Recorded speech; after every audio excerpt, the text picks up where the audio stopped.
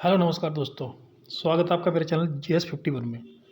दोस्तों, अगर आपको उत्तर प्रदेश पुलिस में अच्छे मार्क्स लाने हैं तो आप जुड़े रहिए मेरे साथ। मैं दिनेश गौतम स्वागत करता हूं आपका। आज हम मोस्ट इम्पोर्टेंट चैप्टर, जहां से 2 क्वेश्चन बनते बनते हैं, पढ़ेंगे, जिसका नाम है अलंकार। तो दोस्तों, अलंकार अलंकार का जो अर्थ होता है आभूषण। अलंकार को हम आभूषण भी कहते हैं। तो हमें अलंकार की आवश्यकता क्यों पड़ती है? तो दोस्तों, जिस प्रकार से आप यहाँ पर ये चित्र देख रहे होंगे, जिस प्रकार से एक महिला अपनी सुंदरता को बढ़ाने के लिए आभूषणों को धारण करती है, ठीक उसी प्रकार से काव्य की सुंदरता को बढ़ाने के लिए अलंकार की आवश्यकता पड़ती है। काव्य को अलंकार से ही सजाया जाता है।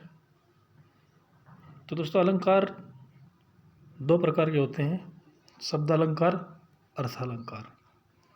लेकिन आजकल एक उभय अलंकार के बारे में बात होती है, लेकिन मुख्यतः अलंकार 2 ही प्रकार के होते हैं, शब्दा और अर्था।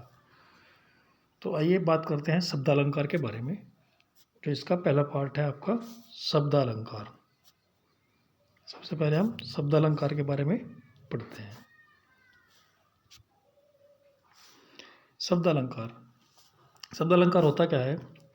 इन अलंकार में चमत्कार शब्दों के द्वारा उत्पन्न होता है। बस आपको देखना है कि जो इसमें चमत्कार उत्पन्न होगा वो शब्दों के द्वारा उत्पन्न होगा। तो इसमें सबसे पहले है आपका अनुप्रास अलंकार। अनुप्रास अलंकार होता क्या है? जहाँ वर्णों की आवृत्ति बार बार होती है, वहाँ अनुप्रास अलंकार होता है। बस दोस्तों, आपको ये देखना है कि एक वर्ण किसी लाइन में अगर बार बार आ रहा हो तो वहाँ पर अनुप्रास अलंकार होता है। जैसे चारों चंद्र की चंचल किरणें खेल रही हैं जलथल में। आप यहाँ पर देख पा रहे होंगे च, फिर च, ये भी च। तो यहाँ पर च जो वर्ण है, इसकी आवृत्ति बार बार हुई है। अब यहाँ पर देखिए चप्पा चप्पा चरखा चले, यहाँ पर च वर्ण बार बार आया है। तो दोस्तों, जब भी आपको ऐसी कोई लाइन देखने को मिले जिसमें एक ही वर्ण की आवृत्ति बार बार हो रही हो, तो वहाँ पर आपका अनुप्रास अलंकार होगा। चलिए नेक्स्ट चलते हैं। अनुप्रास अलंकार के कुछ भेद हैं जिनको हम आसानी से समझेंगे। सबसे पहले बात करते हैं हम लटानुप्रास के बारे में। लटानुप्रास होता क्या है? दोस्तों, लटा का अर्थ होता है लड़ियाँ। जिस प्रकार कोई लटाएँ होती है, उसकी लड़ियाँ होती है, वो एक समान आपको नज़र आती है। जब भी आपको कोई 2 लाइनें लगभग एक जैसी नज़र आए तो आप समझ जाना यहाँ पर लटा आपस में मिली हुई है। तो यहाँ पर लटानुप्रास है। अब दोस्तों, यहाँ पर देखिए, एक ये यहाँ से यहाँ तक है, पूत सपूत तो का धन संचय। दूसरा है पूत कपूत तो का धन संचय। का मतलब, अगर पूत सपूत है तो धन को इकट्ठा करने की कोई आवश्यकता नहीं है, वो खुद कर लेगा। अगर पूत कपूत है तो तब भी आवश्यकता नहीं है, क्योंकि वो इकट्ठा करेगा, धन बर्बाद कर देगा। तो इसका अर्थ यह है, दोनों लाइनें आपस में मिल रही हैं, तो यहाँ पर लटानुप्रास होगा। मैं उम्मीद करता हूँ ये बात आप समझ चुके होंगे। आइए नेक्स्ट चलते हैं। नेक्स्ट है छेकानुप्रास, जहाँ पर वर्णों की आवृत्ति कर्म अनुसार एक या अधिक बार होती है। अब दोस्तों, आप यहाँ पर देखिए, वर्णों की आवृत्ति जो है कर्म अनुसार होगी। जैसे इस करुण कलिक हृदय में क्यों विकल रागिनी बाजती। अभी आप यहाँ पर देखिए, यहाँ पर क आया है और यहाँ पर भी क आया है। यहाँ पर क और इनकी जो आवृत्ति है वो बार बार हो रही है, तो इसलिए यहाँ पर छेकानुप्रास होगा। अब दोस्तों, यूपी पुलिस में आपसे मेन पूछेगा, लेकिन फिर भी मैं आपको ये बता रहा हूँ, आप इनको भी एक बार ध्यान जरूर दीजिएगा। अब बात करते हैं वृत्तानुप्रास के बारे में। यहाँ पर अनेक व्यंजनों की अनेक बार आवृत्ति होती है। अब दोस्तों, यहाँ पर होता क्या है, यहाँ पर कोई शब्द होगा और उस शब्द में अनेक व्यंजन एक साथ आपको नजर आएंगे। जैसे कलावती, केलीवती, कलिंदजा, कंकन, ये है। आप यहाँ देखिए, कै ल व, कै ल व, कै ल। तो यहाँ पर जो कैल है और वह, इनकी आवृत्ति बार बार हो रही है और बार बार सब पूरा जो शब्द है इसमें ये सब है।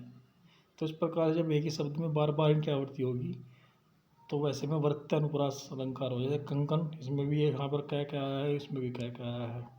तो इसका मतलब दोनों शब्दों में बार बार आवृत्ति हो रही है। तो जब भी इस प्रकार एक शब्दों में आवृत्ति होगी तो वहाँ पर वृत्तानुप्रास अलंकार होगा। चलिए नेक्स्ट बात करते हैं अंत्य अनुप्रास अलंकार। दोस्तों ये नाम से आप समझ जाएंगे, इसके अंत में एक ही वर्ण होगा और एक स्वर भी एक समान ही आएगा। जैसे गुरुपद मृदु मंजुल अंजन नियन अमी दरग दोष विभंजन। दोस्तों अंजन अंजन की आवाज़ बाद में आ रही है, तो इसलिए यहाँ पर अंत्य अनुप्रास होगा। दोस्तों मैं उम्मीद करता हूँ अनुप्रास अलंकार आप अच्छी तरीके से समझ चुके होंगे। चलिए नेक्स्ट चलते हैं, यमक अलंकार। अब दोस्तों यह अलंकार आप 1 मिनट में आसानी से समझ जाएंगे। बस आपको करना क्या है, यमक का मतलब आपको युग्म याद करना है।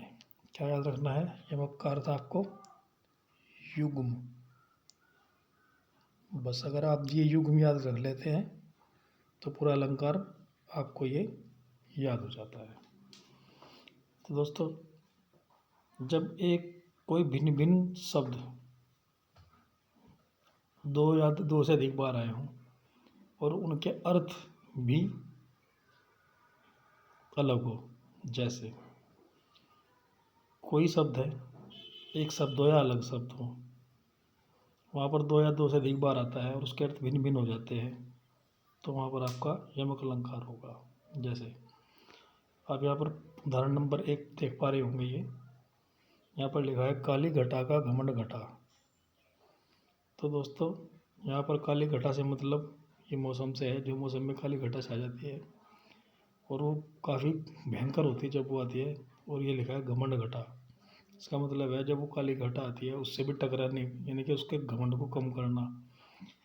तो यहाँ पे एक घटा का मतलब मौसमी प्रक्रिया से है और एक घटा का मतलब ह्रास से है, तो दोनों घटा का अर्थ यहाँ पर भिन्न भिन्न है।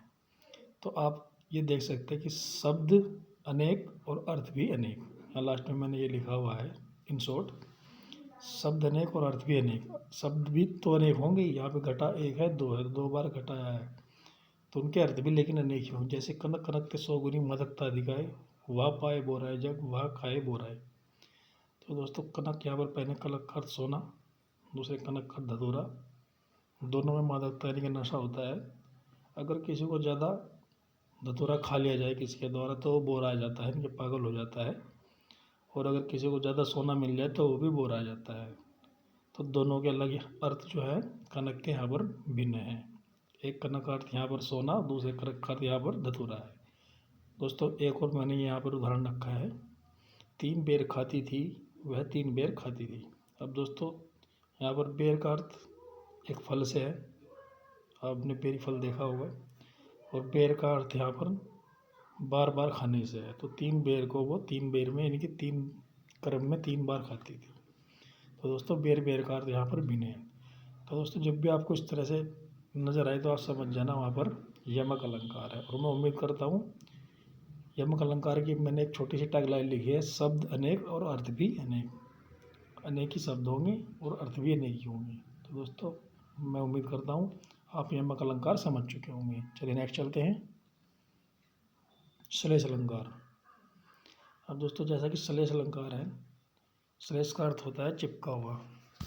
तो दोस्तों चिपका हुआ का मतलब है जब एक ही शब्द के साथ कई अर्थ चिपके हुए हों, वहाँ पर श्लेष अलंकार होगा, यानी कि एक ही शब्द के कई अर्थ आपको देखने को मिलेंगे। तो दोस्तों अगर मैं इसके टैगलाइन की बात करूँ तो इसकी टैगलाइन जो है वो है शब्द एक अर्थ अनेक।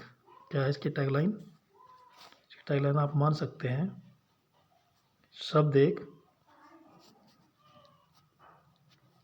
अर्थ अनेक।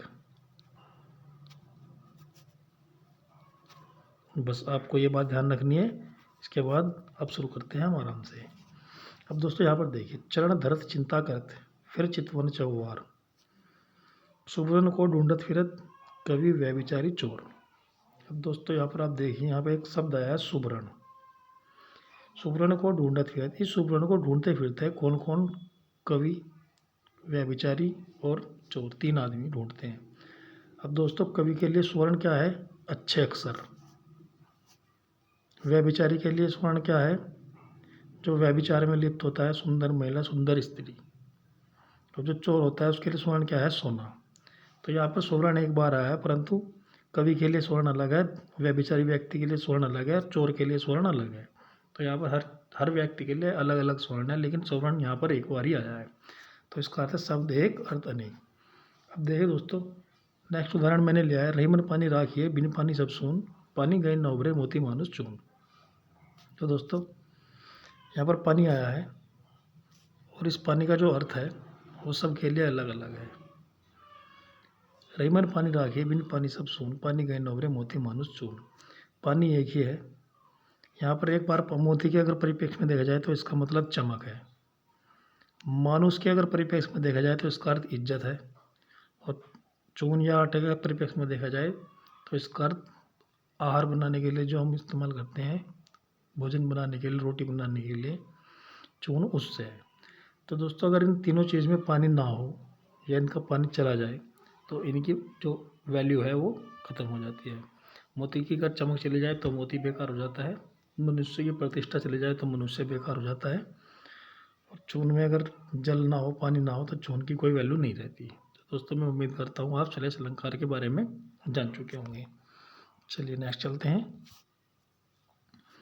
वक्रोक्ति अलंकार। दोस्तों अभी हम शब्द अलंकार पढ़ रहे हैं और उसमें बात करते हैं हम वक्रोक्ति अलंकार। जब बात इस आशय से कही जाए कि सुनने वाला उसका दूसरा अर्थ लगा ले, यानी कि हम कह कुछ और रहे हैं लेकिन सामने वाला उसको कुछ और समझ जाता है। जैसे को तुम हम घनश्याम तो बरसों कित जाए, नहीं घनश्याम प्रिय तो फिर क्यों परकत पाए। तो ये पूछा को तुम कौन हो, हम घनश्याम तो बरसों कित जाए। घनश्याम दोस्तों उसका नाम है, परंतु समझने वाले इसको बादल समझ बैठे हैं। तो हम घनश्याम, घनश्याम का अर्थ होता है नाम से, वो कह रहा है कि मैं घनश्याम नाम है उसका, लेकिन वो कहते हैं अगर तुम घनश्याम हो तो बरसों कित जाए, बारिश करो अगर तुम बादल हो तो दोस्तों आप समझ चुके होंगे यहाँ पर शब्द एक है परंतु इसके अर्थ अनेक है और घनश्याम का अर्थ अलग अलग है। उसने कहा कुछ है और वो समझ कुछ और रही है, ठीक है। जैसे एक कबूतर देख हाथ में बोली कहाँ अपर। अब यहाँ पर अपर का अर्थ जो है, उसने कहा कि दूसरा कबूतर कहाँ है, परंतु सामने से आवाज आई अपर कैसा, वो तो उड़ गया सपर। उसने अपर दूसरे के बारे में बात की है और उसने कहा, उसने उसे समझा कि ये बिना पंख का बोल रही है यहाँ पर। तो दोस्तों एक अपर का मतलब बिना पर का और एक अपर का मतलब दूसरा। तो उसने कहा पर कैसा, वो उड़ गया सपर, यानी कि वो परों के साथ उड़ा है, उसके पास पर थे। तो यहाँ पर अलग अलग अर्थ निकाल लिए गए हैं। तो दोस्तों जब बात इस आशय से कही जाए कि उसके सुनने वाला अर्थ दूसरा निकाल ले तो वहाँ पर वक्रोक्ति अलंकार होता है। चलिए नेक्स्ट चलते हैं। अब बात करते हैं दोस्तों हम उपमा अलंकार की। मोस्ट इंपॉर्टेंट अलंकार है दोस्तों, ये परीक्षा में जरूर आता है। जब किसी व्यक्ति की तुलना दूसरे व्यक्ति से की जाए या वस्तु से की जाए तो वहाँ पर उपमा अलंकार होगा। या उपमेय में जब उपमान की तुलना की जाती है तो वहाँ पर उपमा अलंकार होता है। जैसे कविता चांद से सुंदर है, तो दोस्तों यहाँ कविता की जो तुलना है वो चांद से की गई है। अब दोस्तों यहाँ से डायरेक्ट क्वेश्चन बनते हैं कि उपमेय क्या होता है, उपमान क्या होता है, साधारण धर्म क्या होता है और वाचक शब्द क्या होता है। तो दोस्तों सबसे पहले ये जानना हमें जरूरी है कि उपमेय क्या होता है। वह वस्तु या व्यक्ति जिसकी प्रशंसा तुलना की जाती है। जैसे यहाँ पर तुलना की जा रही है कविता की, तो यहाँ पर उपमा क्या है, कविता। जैसे कविता चांद सुंदर है, तो जिसकी तुलना या प्रशंसा की जाए तो कविता की जा रही है तो कविता उपमा है। उपमान जिससे की जाए, किससे की जा रही है, चांद से। साधारण धर्म क्या होता है, जो उसकी विशेषता बताई जाती है, जैसे सुंदर है, लंबी है, चौड़ी है, जो भी है वो उसकी साधारण धर्म हो जाता है। और दोस्तों बात करते हैं वाचक शब्द की। बीच में जो सा सी शब्द आते हैं वो शब्द वाचक शब्द है। तो दोस्तों मैं उम्मीद करता हूँ आप ये चारों चीज़ें समझ चुके होंगे। अब बात करते हैं दोस्तों, इसकी एक मोस्ट इम्पोर्टेंट पहचान है, आप उसको बड़ी आसानी से समझ सकते हैं। इन पंक्तियों के बीच में जैसे सा सी, तुल्य, जैसा, जो, सरिस, समान आदि शब्द आते हैं, तो आप जैसे पंक्तियों में इनको देखते हैं आप आसानी से पॉइंट आउट कर सकते हैं कि ये उपमा अलंकार है। जैसे मखमल से झूले पड़े हाथी सा टीला, तो दोस्तों यहाँ पर सा से आदि आ रहे हैं। हरिपद कमल कोमल से, तो जैसे आप ये पॉइंट आउट करेंगे तो आप तुरंत ये निर्णय ले सकते हैं कि यहाँ पर उपमा अलंकार है।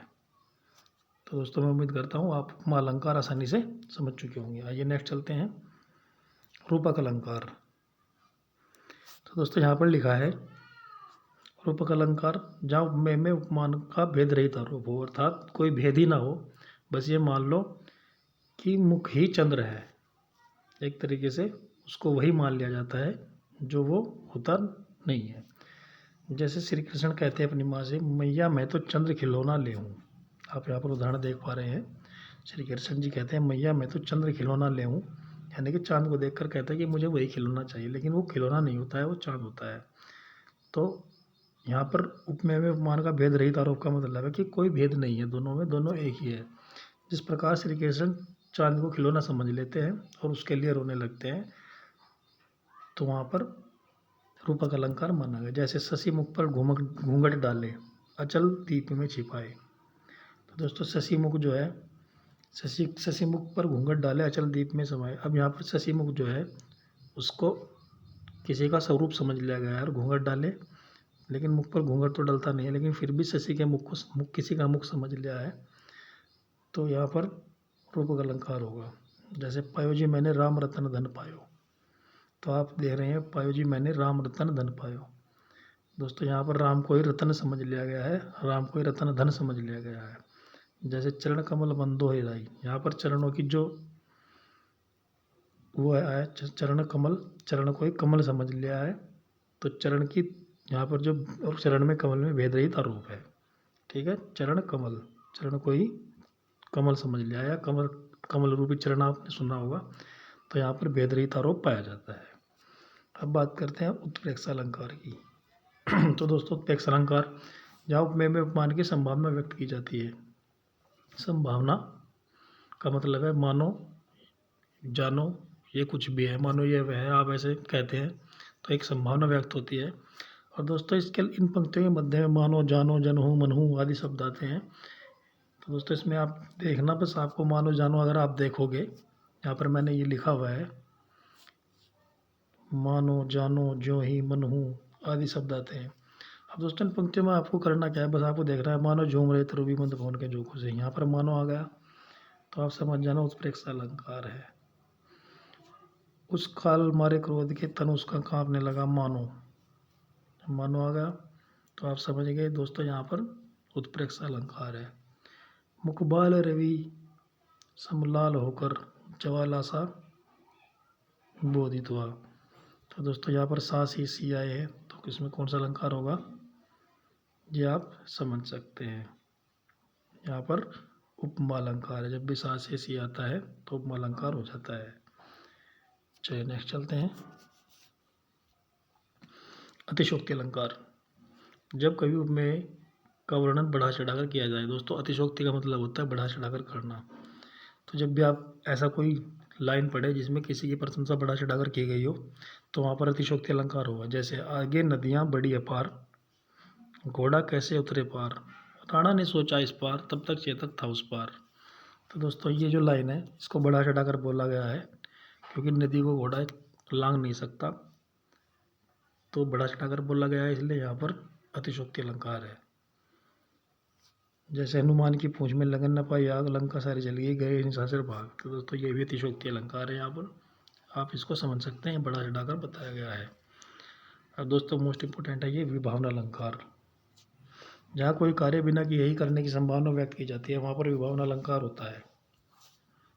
तो दोस्तों होता कैसे है, जैसे बिन पद चले सुने बिन काना, यानी कि बिना पैरों के चलता है, बिन कान के सुनता है। कर यानी कि हाथ, कर बिनु कर्म करे विधि नाना, यानी कि हाथों के बिना भांति भांति प्रकार के कर्म करता है। तो दोस्तों इस प्रकार से इसमें विभावना अलंकार हो जाता है, क्योंकि बिना पद के तो चला नहीं जाता है, लेकिन इसमें यहाँ पर बिना कोई कार्य किए बिना ही वहाँ पर कार्य होने की संभावना बताई है, लेकिन ऐसा होता नहीं है, तो इसलिए यहाँ पर विभावना अलंकार होगा। चलिए नेक्स्ट चलते हैं। अब बात करते हैं अतिशोक्ति अलंकार की। ये तो दोस्तों मैं आपको बता चुका हूँ। चलिए नेक्स्ट चलते हैं। संदेह अलंकार। तो दोस्तों संदेह अलंकार का जो परिभाषा है वो आप देख पा रहे हो यहाँ पर। जब किसी वस्तु को देखकर संदेह बना रहता है कि ये वस्तु वही है या कोई और है, तो वहाँ पर संदेह अलंकार होता है। जैसे नारी विच सारी है या सारी विच नारी है, साड़ी की नारी है या नारी की ही साड़ी है। तो दोस्तों यहाँ पर संदेह है कि नारी की साड़ी है या साड़ी की नारी है। दोस्तों ये वाक़या उस समय का है जब द्रौपदी की चीरहरण हुआ था, वहाँ पर उसकी सारी खींची जा रही थी, तो तब दुशासन उसकी सारी को खींच खींच कर थक जाता है और उस समय का वर्णन यहाँ पर किया गया है। और दोस्तों अगर इन शॉर्ट में आपको बताऊँ तो दोस्तों इसका मतलब है मुख है या चंद्र है, कन्फ्यूजन बना रहता है, संदेह बना रहता है। चलिए दोस्तों, मैं उम्मीद करता हूँ आप ये बात समझ चुके होंगे। अब बात करते हैं भ्रांतिमान अलंकार की। तो दोस्तों भ्रांतिमान अलंकार, दोस्तों इसमें भ्रांति हो जाती है। संदेह अलंकार और भ्रांतिमान अलंकार को समझना बहुत जरूरी है, इसलिए मैंने ये दोनों अलंकार एक साथ यहाँ पर रखे हुए हैं। दोस्तों संदेह अलंकार में ये संदेह होता है ये वह है या कोई और है, नारी बीच सारी है या सारी बीच नारी है, समझ में नहीं आता है। लेकिन दोस्तों भ्रांतिमान अलंकार में किसी दूसरी वस्तु को, किसी भी वस्तु को आदमी वही समझ लेता है भ्रांति से। यानी कि जैसे आप कभी जाते होंगे और कोई दूर व्यक्ति आप देखते हैं अपने से, तो आप देखते हैं यार ये व्यक्ति शायद हमारा जानकार, कोई भी आपका मित्र या कोई दोस्त, आप समझ लेते हैं गलती से कि ये मैं है, परंतु वास्तव में वो कोई और होता है। तो ठीक यही भ्रांतिमान अलंकार में होता है। तो दोस्तों आइए देखते हैं भ्रांतिमान अलंकार का उदाहरण। इसमें कहता क्या है, नाक कम होती है धर की कांति से, बीज दाड़िम का समझ भ्रांति से, देख कर सहसा हुआ सुख मोहन है, सोचता है अन्य सुख कौन है। अब दोस्तों जो नाक कम होती है, जो होठ है, होठ पे जो लालिमा है, उसकी लालिमा की चमक से वो बीज की तरह चमक रहा है, मानो दाड़िम यानी अनार का बीज हो। तो जो सहसा हुआ सुसक मौन है, यानी कि जो सुख है जो व्यक्त होता है वो मौन है, और सोचता है कि ये जो अनार का दाना पकड़े हुए है ये दूसरा तोता कौन है, तो उसे भ्रम हो जाता है। अब दोस्तों एक लाइन अगर मैं आपको बताऊं तो एक छोटा सा उदाहरण है, देख देख माँ की दो चोटी, बच्चा भाग गया डर कर सर पर सापिन लूटी। तो वो चोटी को सापिन समझ जाता है। दोस्तों जब हम किसी चीज़ को वही समझ लेते हैं वहाँ पर हमेशा भ्रांतिमान अलंकार होगा। तो दोस्तों इन दोनों में अंतर मैं आपको बता चुका हूँ कि इन दोनों में क्या अंतर है। चलिए नेक्स्ट चलते हैं। अब दोस्तों देखते हैं हम कुछ यहाँ पर क्वेश्चन जो मैंने आपके लिए सेट किए हुए हैं। क्वेश्चन देखें दोस्तों, तो पर बारू उर्वशी सुन राधिके समान, तू मोहन की उर्वशी हो उर्वशी समान, इस अवतरण में कौन सा अलंकार है। तो दोस्तों तो पर बारू उर्वशी, यहाँ पर उर्वशी आया है, उर्वशी उर्वशी। तो दोस्तों जैसा कि यहाँ पर उर्वशी आया है तो यहाँ पर अलंकार कौन सा होगा। तो दोस्तों पहली उर्वशी का अर्थ यहाँ एक परी से, एक उससे है, जो परी है उर्वशी, जो इंद्र के दरबार में रहती थी उर्वशी। और दोस्तों दूसरी उर्वशी का मतलब है साथ में बसने वाली। दोस्तों तो पर बारू उर्वशी, यानी कि तुझ पर मैं उर्वशी नाम की जो परिलोक की है सुंदरी, उसको वार दूँ तुझ पर। तू मोहन की उर्वशी, मतलब जो तू मोहन के साथ रहती है उर्वशी समान, यानी कि उस परी के समान है। तो इसका मतलब यहाँ पर यमक अलंकार होगा। चलिए नेक्स्ट देखते हैं उदाहरण। मुदित महीपति मंदिर आए, सेवक सचिव सुमंत बुलाए। तो दोस्तों जैसा कि मैंने आपको बताया था, से, मैं, से। तो दोस्तों एक ही वर्ण बार बार आया है, तो यहाँ पर आपका अनुप्रास अलंकार होगा। नेक्स्ट क्वेश्चन देखते हैं। नवल सुंदर श्याम शरीर की, सजल नीरज सी कल कांति थी, इसमें कौन सा अलंकार है। तो दोस्तों आप यहाँ पर देख पा रहे हैं, बस मैं आपको कुछ नहीं करना है, मैंने आपको बताया सा से सी, आप जहाँ भी देखें वहाँ पर आप उपमा अलंकार आसानी से लगा सकते हैं। चलिए नेक्स्ट चलते हैं। कबीरा सोई पीर है जो जाने पर पीर, जे पर पीर न जानिए सो काफिर बेपीर। तो दोस्तों कबीरा जी ने कहा है कि कबीरा सोई पीर है, कि पीर वही है, पीर यानी कि वो जो पैगंबर होते हैं, आपने माउंटेन्स में देखा होगा, वो जो पीर होते हैं कबीरा कहते हैं वही पीर है जो जाने पर पीर। यहाँ पर इस पीर का मतलब पीर, और इस पीर का मतलब पीड़ा से है। ये इस पीर का मतलब संत से है, जो संत होते हैं, और इस पीर का मतलब पीड़ा से है। तो यहाँ पर पीर आया है, यहाँ पर भी पीर आया है, परंतु हर पीर का अलग अलग अर्थ है। तो अलग अलग अर्थ होने के कारण यहाँ पर आपका यमक अलंकार होगा। चलिए नेक्स्ट चलते हैं। तरनी तरुजा तट तमाल तरुवर छाए। तो दोस्तों यहाँ पर तय वर्ण बार बार आ रहा है, तय तय तय तय, तो इसका मतलब यहाँ पर अनुप्रास अलंकार होगा। चलिए नेक्स्ट चलते हैं। जहाँ बिना कारण ही कार्य का होना पाया जाता है कौन सा अलंकार होता है। तो दोस्तों मैंने अभी आपको बताया था बिनु पद चले सुने बिनु काना। तो दोस्तों यहाँ पर आपका विभावना अलंकार होगा। चलिए नेक्स्ट चलते हैं। बालों को खोलकर मत चला करो दिन में, रास्ता भूल जाएगा सूरज। इन पंक्तियों में कौन सा अलंकार है। तो दोस्तों मैंने आपको बताया था जब बात को बढ़ा चढ़ाकर बता दिया जाए तो वहाँ पर आपका अतिशोक्ति अलंकार होता है। तो दोस्तों यहाँ पर आपका अतिशोक्ति अलंकार होगा। बालों को खोलकर न चला करो दिन में, जबकि ऐसा होता नहीं है, तो एक प्रकार से अतिशोक्ति बताई गई है। तो दोस्तों मैं उम्मीद करता हूँ वीडियो आपके लिए काफ़ी हेल्पफुल होगी। अगर आपको यूपी पुलिस में अच्छे मार्क्स लाने हैं तो प्लीज़ आप जुड़े रहिए GS 51 के साथ। थैंक यू, धन्यवाद।